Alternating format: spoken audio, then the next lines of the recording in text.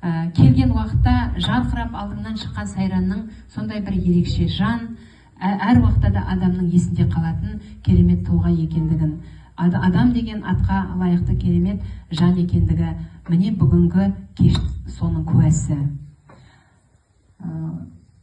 Сайран Ертарғынқызын мен бүгін таңертеңгісін кеше әлеуметтік желіден Айтқұл Қуаншағай жазған екен, сол бір жазбаны оқып қалдым. Алтынсары мектеп, ол кісі осы мектепті басқарған, Сайранмен әріптес болған. Қуаншағай көзі қырағы біздің мектепте не болып жатыр, қандай жаңалық, соның бәрінен хабардар екен. Қыздардың салған хабарландыруынан бірден алып осындай Алтынсары мектебінде Сайранның атында олимпиада өтейін деп жатыр екен деп Сайран туралы өзінің естелігін жазыпты. Енді бүгін таңертеңгісін ерте Бибизада пайда салыпты.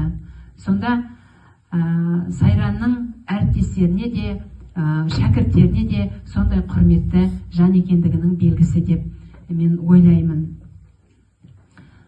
Енді бүгін еске алу кеші бұндай құрметті жанды, жақсы ұстазды біз ешқашанда ұмытпаймыз. Енді Алла тағала біреуге ерте, біреуге кеш ғұмыр береді тағдырына. Ерте жарқ етіп жанған жұлдыз деп мен де бағалаймын. Сондай керемет жанның бүгінгі сіздер кеше олимпиадаға қатыстыңыздар.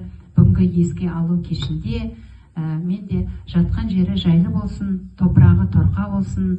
Бүгін өзі де бір аунап түсіп жатқан шығар.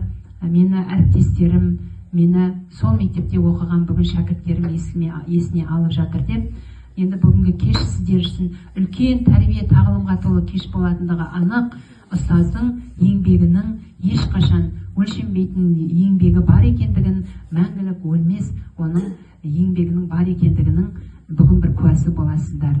Рахмет математика, информатика, физика бірлестігіне өздерінің әріптестерін осындай еске алып, олимпиада өткізіп, бір еске алып, жақсы адамды ешқашан жақсы адамның аты өлмейді. Біз ұрпақтан ұрпаққа осылай бірден бірге сіздерге хабардар етіп, осындай жақсы жанның болғанының куәсі екендігін насихаттап жатқандарыңызға рахмет айтамын.